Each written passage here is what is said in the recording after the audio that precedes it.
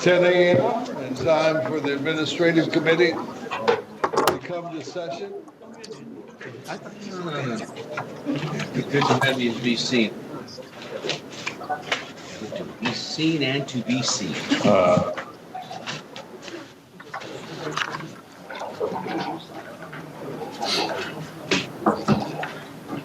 Do we have any board member concerns this morning? Do any of my colleagues have anything they'd like to discuss? Nothing here. None here either. Okay.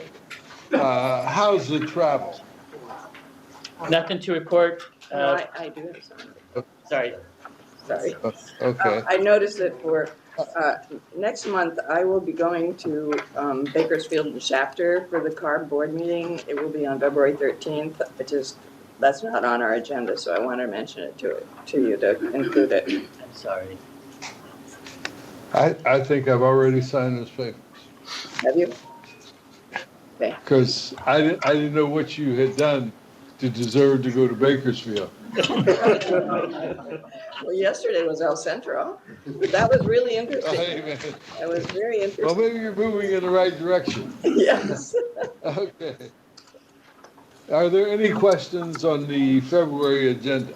I have a question, if no one else has.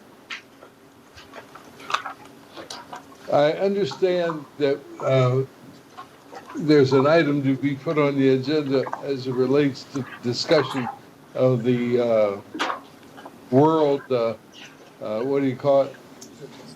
What do you call World it? Logistics Center? Yeah. Did we get that on the agenda? I haven't seen that yet. I understand it's a request for closed session and we'll take care of it.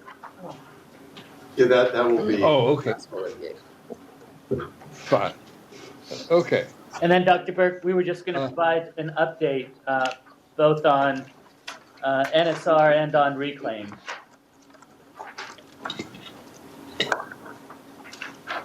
Okay. That was it. That is? Yes. Okay. On the approval of item, I assume that there's no other questions on the agenda. Anybody else?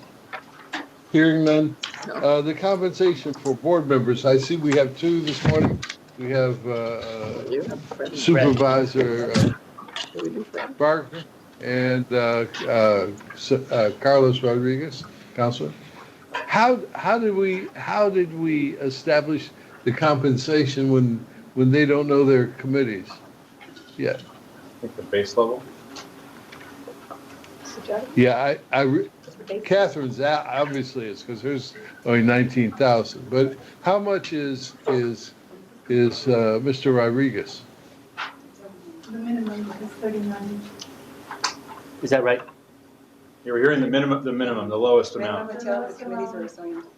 Minimum? Okay, great. I'll accept a motion on the approval of their. So moved. Second? Would the clerk call the roll? Councilmember Benoit? Aye. Councilmember Mitchell? Aye. Councilmember Caccioli? Dr. Burke? Aye. Motion passes 3-0. Okay. Okay, Ron, I see you sitting there. You're next up. Morning, Dr. Burke, members of the committee. Ron Moskowitz, Chief Information Officer. We went live with AER annual emissions reporting, which now has the AB 617 enhancements. We will be going live very soon with the Spanish version of our app for both Apple, iOS, and Android. Our newly developed legal system is in beta testing and is set to go live in the next few weeks. And finally, we did purchase and receive the 1.5 million email addresses, and we're working with Derek's team to strategize our outreach efforts. I'm happy to answer any questions. No motion is a motion is required on this. No motion on that. There's the next item. There's a motion. Okay. Let's move on to the next item. Good morning, Dr. Burke. This is a standard request that we do every 2 years to approve a list of pre-qualified vendors for computers, network printer, hardware and software, and audiovisual equipment. Funds are available in our budget, and I'm happy to answer any questions. Do we have any questions for us? I have a question. Yes. Sure. These are for, the qualified list is for 2 years. I'm just wondering, when we narrow ourselves in this way to this qualified list, what if somebody else comes in after a year and they're gonna have better prices than what the people are on our qualified list have? You know, is there any concern about that? Because I think 2 years is a long time. Is that normal? If we did this, doing the process takes a long time to do, so if we did this every year, it would take a lot of resources to just continually do it, and we have a lot of projects that we have to attend to, and 2 years actually seems to be a pretty good compromise. I guess the safety factor here is you've got 8 people on this list, and so there's quite a few to That's correct. choose from, although not all of them do all of the tasks, but it's pretty good That's correct. diversified. Yeah, so we sent it out, we got 8 respondents, and we chose the 8 folks. Okay. I'll move approval of this item. With Do we that, have a motion? Do we have a second? Second? Would the clerk call the roll? Councilmember Benoit, Aye. Councilmember Mitchell, yes. Dr. Caccione. Burke. Yes. Yes. Oh, I'm sorry, Councilmember Caccione. Councilmember Oh Caccione. my God. Yeah, but we can't hear it. Yeah. Is there no sound in the hall? Can you hear me? One finger if you can hear me. Wink twice for yes. What are you, Charlie Chaplin? We get some gloves. Okay, well, we have to do something about the sound for Mr. Caccione. We're Would the clerk dialing, call, we're gonna dial them in give me right the now. results of that? Working on it. Can you hear me now? Yeah. Okay. You switched to Sprint.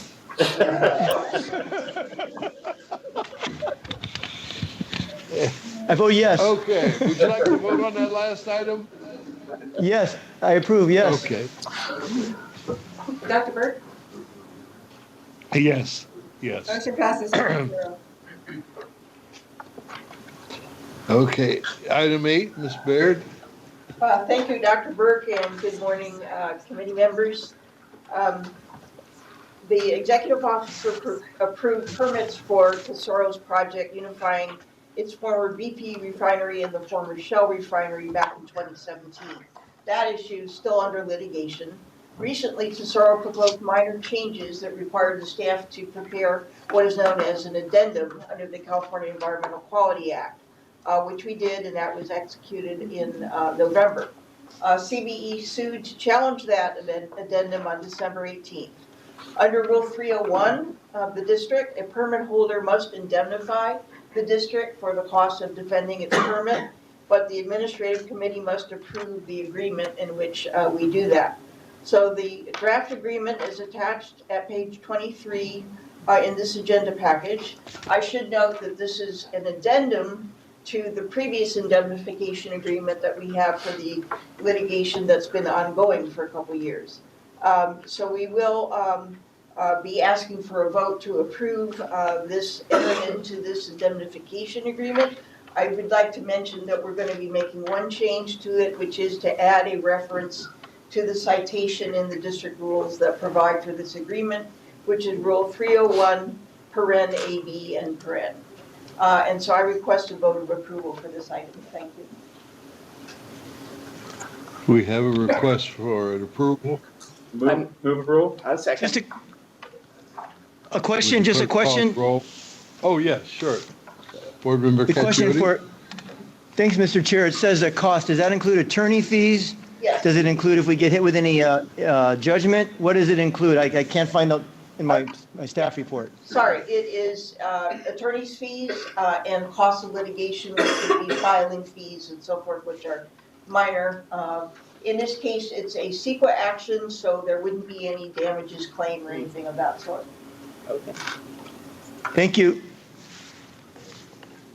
Would the clerk call the roll? Councilmember Benoit? Aye. Councilmember Mitchell? Yes. Councilmember Katurdi? Sorry, I didn't hear that. What was that? When is yes? That was- You're right. That was a Twice, yes. This is a yes. Councilmember Katurdi?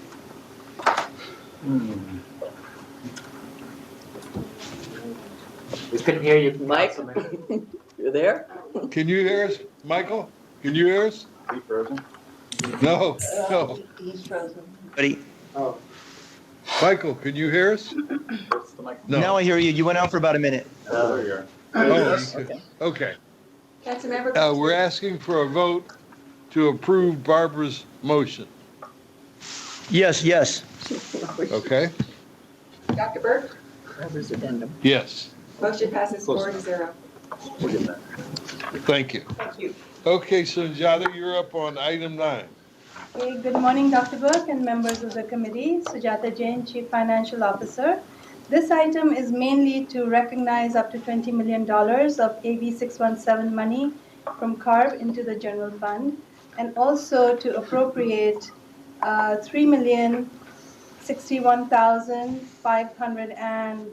$3,061,582 from the undesignated fund balance into the general fund budget, and that will be used for $1 million to be transferred into the infrastructure fund for capital projects related to the building, and also for 3 positions. One is a senior public information specialist in the Legislative and Public Affairs and Media Office.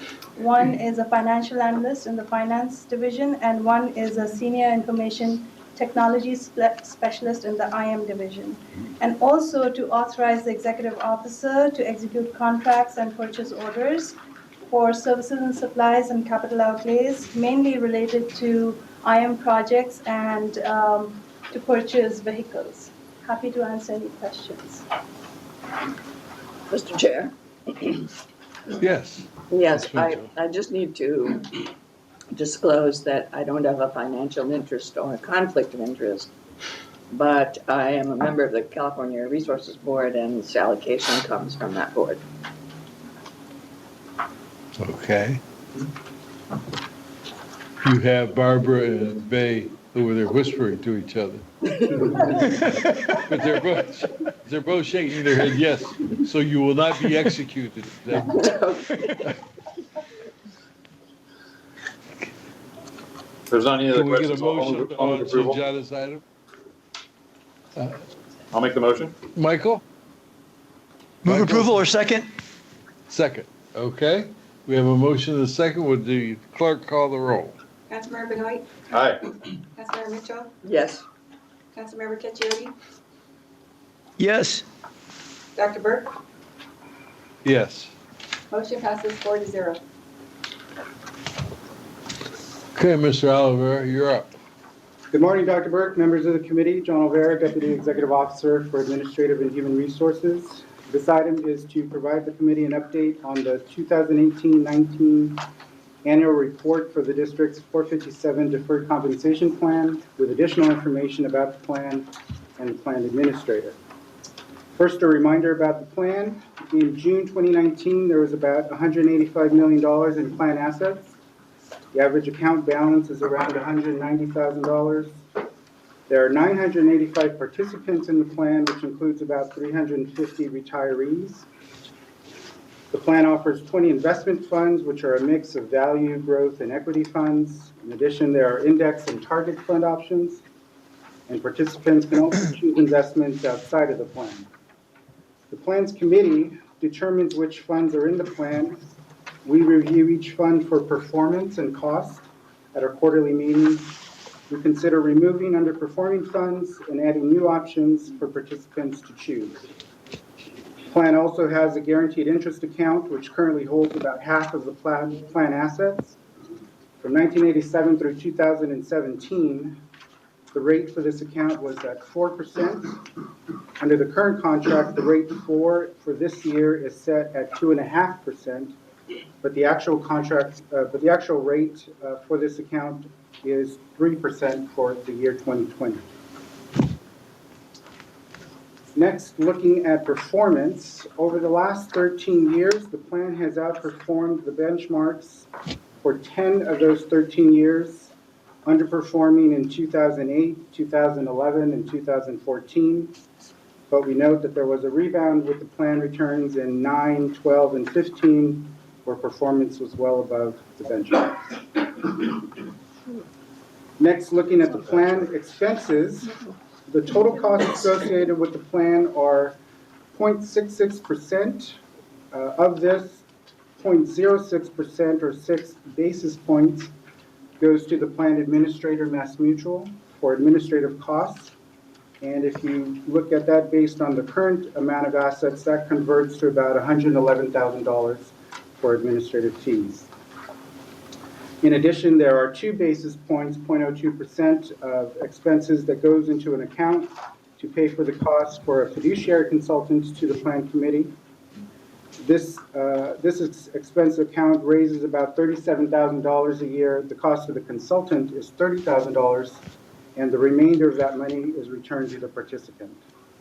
The rest of the expenses in the plan go to pay for investment manager services and are paid directly to the fund manager.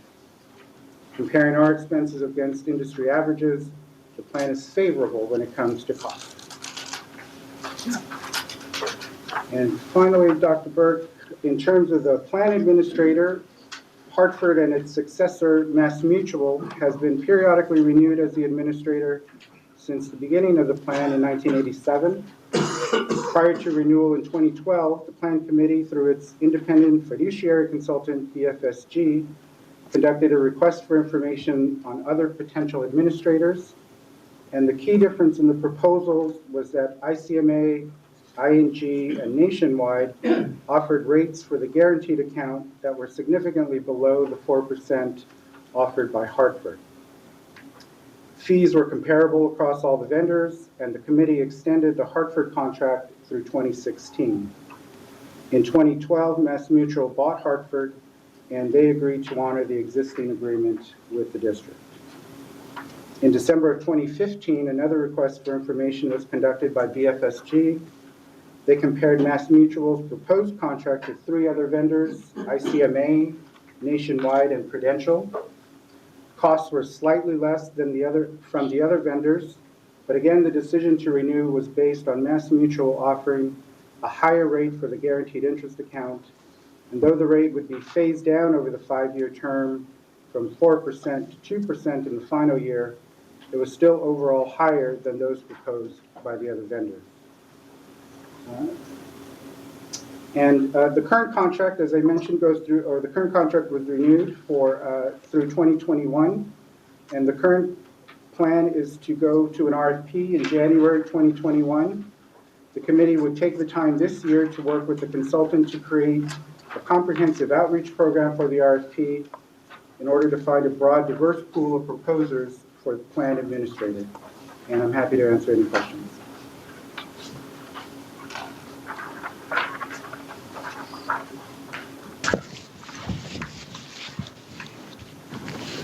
So my question on how we end up with the same firm for 8 years and the successor is because they provide us a larger interest return. Is that the answer with all that, without the 20 minutes worth of conversation? That seems to be their primary advantage, yes, Dr. Burke. Okay. You could have just told me that. Thank you so much. Okay. We have a motion. Do we have a motion on item 10? Receive and file. No, it takes a motion, Michael. Does it? Okay, I'll move it. I'll second. Okay. We have a motion, a second. Would the clerk call the roll? Councilmember Benoit, Aye. Councilmember Mitchell, Aye.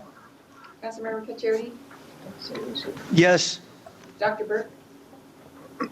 Yes. Motion passes 4-0.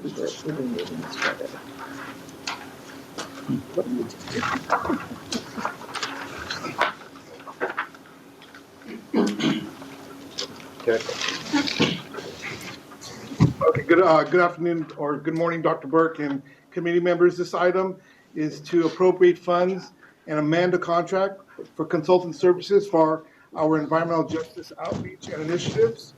The current contractor is the Lee Andrews Group, who's done an outstanding job on this contract. The current contract expires on March 29th, 2020.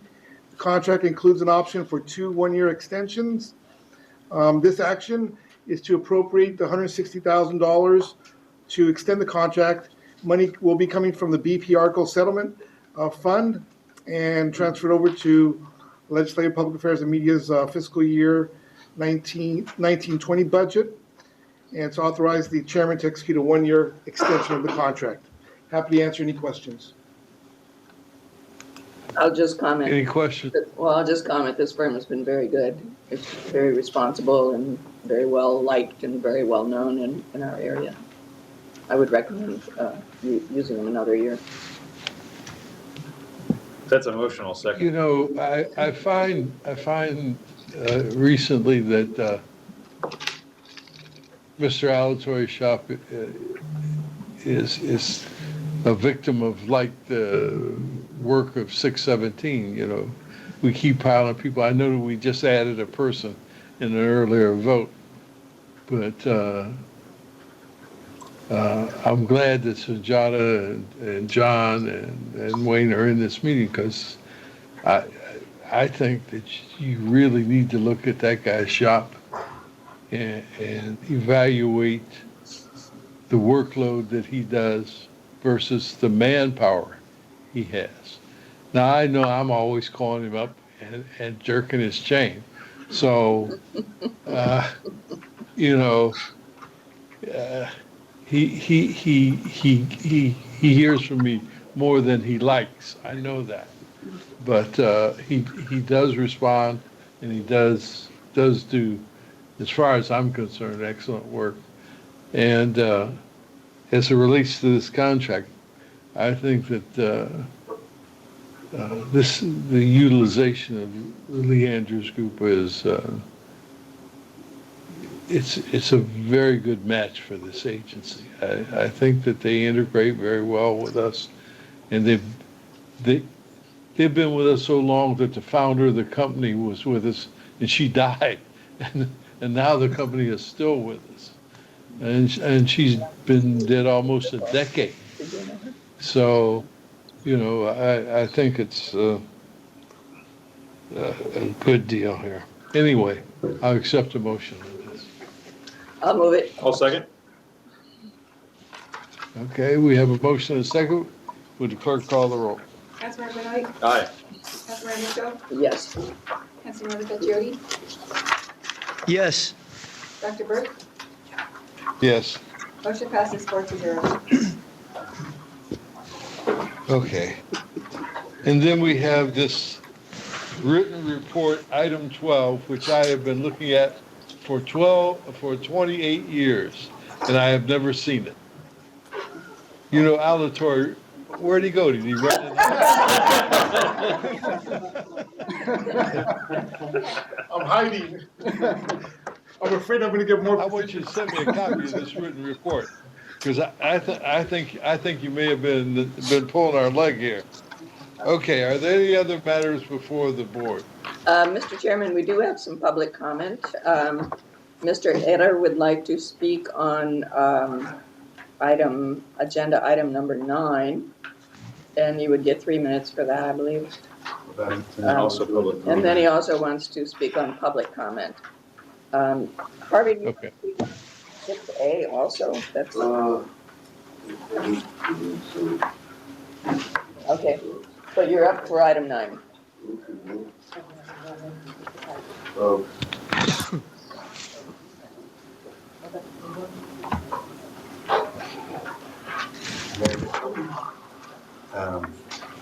Is it for, you said for item 6 and for item 9? Hello. I think it's Happy item New 9 Year. only. Hold on a second, Harvey. Hold on. Is it item 6 and 9? Harvey? Just 9 and then public comment. Just 9. Okay, thank you. Okay. Fine. They're evacuating, catch it. We are conducting a test of the fire life safety system. That's not us, right?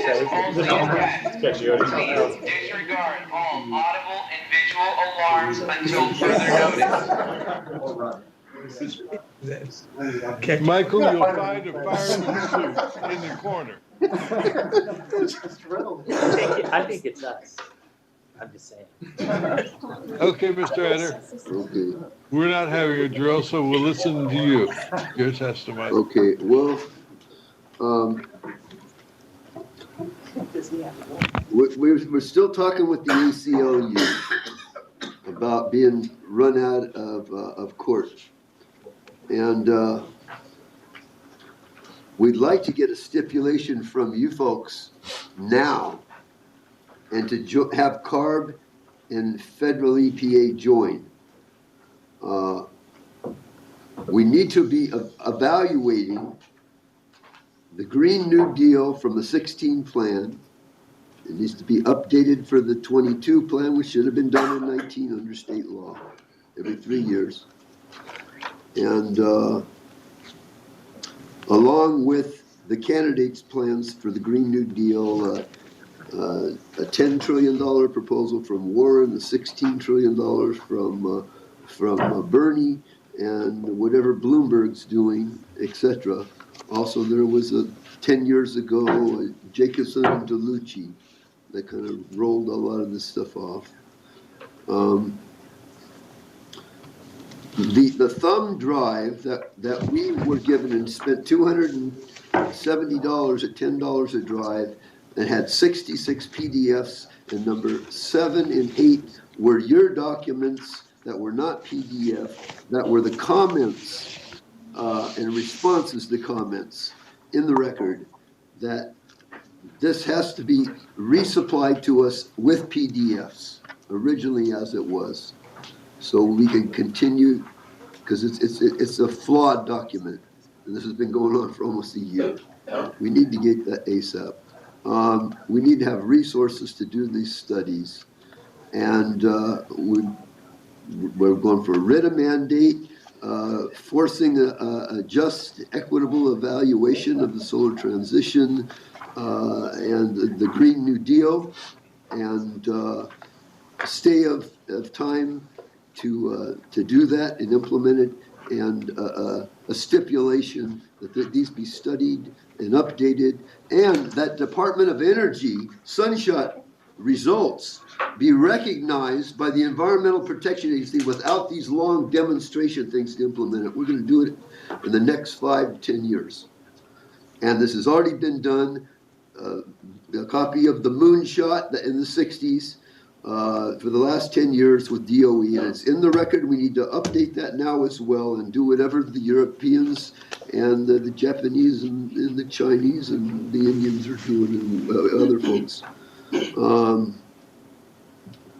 There's, so like on 6, on 9, that we've got to earmark like 50% of it to worker-owned co-ops, like for the Harvey, I trucks. think you're finished on that, because you have submitted only for 9, so that's what we're going to consider. Okay. And Mr. Chairman, I've been advised by our council that we should reconsider 9 at this point and take another vote on it after hearing Harvey's comments on item number 9. So Is that right, babe? Yeah, so I'd be suggesting that there be a motion to reconsider and hopefully a second vote on that, and then another vote on item number 9. Okay, I'll move to reconsider. I move to reconsider. Second. You're on mute, Dr. Burke. Dr. Burke, you're on mute. We can't hear you. Oh, yeah, how are you right now? Yeah. There you go. Yeah. We have a motion and a second. Would the clerk call the roll for reconsideration? Councilmember Benoit, Aye. Councilmember Mitchell, Yes. Councilmember Caccioli, Yes. Dr. Burke, Yes. And now I'll move to approve item number 9. Is there any other discussion? Second. Okay. Would the clerk call the roll? Councilmember Benoit? Aye. Councilmember Mitchell? Yes. Councilmember Caccioli? Yes. Dr. Burke? Yes. Motion passes 4-0. Okay. And then Mr. Etter wanted to speak on public comment as well. Public comment. Yes. Okay.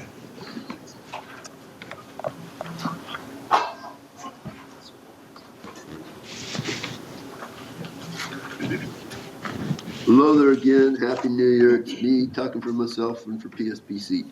I was at the gas company meeting of the Public Advisory Committee to the board yesterday. And gas is a big problem. We keep on talking about carbon dioxide. We got a carbon dioxide equivalent problem. Excuse me. Methane, natural gas, is coming out of the Arctic like crazy. 10-2 by Aaron Katzin, whose dissertation was on methane as a chemist, said that there'd been a 30% increase in the last 10 years in methane. Instead of using 20 global warming potential with the district, we're now using in the mid-80s, 84 or 86. Okay, this does not reflect a change. Recent papers of radiation forcing from 0.48 to at least 0.6, 25%. Radiation forces are going up. That's another 25%. Also ignored, it's against the law to import natural gas in the state. This is fracked, and the frack numbers based on 20, done by a study out of Cornell 10 years ago. Howarth said it is 105. So that's 5.5 times 80 times 0.125. This is already 500, 600 CO2 equivalent, and we got like 420 for CO2. Okay, nitrous oxide's melting. They didn't mention that in the September article of National Geographic, and we're trying to get that on the record, and it's got to go before the board and make sure that the research is funded and going on and melting in the Arctic, and that's brought into these numbers. Methane, natural gas is a problem. We can't be using it. They're outlawing it in new construction. They should outlaw it altogether and to minimize it in these other processes. That's the way it is. We got to deal in the history of the planet and in the warmings. This is the 6th extinction. This is what the Vatican had a meeting on it 2 years ago. It's not coming from me. I'm sorry. That's the way it is. We got to deal with our real situation. And this idea about cooperation and competition in the free market, we got to deal with it right here in River City and everywhere else at the same time. The Heartland Institute and all this garbage. Amen. What the facts are. What is the real? And these are the real numbers. And you're all living in la land. And we brought this up in the Solar New Deal. It's in the record. It's got to be pursued and pursued now. And we can't put off time on this. The thing with the DOE studies and what's cost effective, and that EPA should use this instead of an extended demonstration program. This is done. We've got it. We got to use this now. We got to implement it ASAP, equitably, justly, and whatnot. And all these programs, 617 getting cut and all this. We got to get in there and jawbone with the governor and folks. And there's got to be changes. ASAP. Thank you. Thank you. Does that conclude the public comment at CC8? It does. I have no more cards. Do you, Mr. Caccioli, do you have any public comment at your location? No members of the public here, Mr. Chair. Thank you. And there's no members of the public here who want to testify at the Lux, so I will adjourn the administrative committee until February 14th of February 14th, which is Valentine's Day. So I'll see you on Valentine's Day.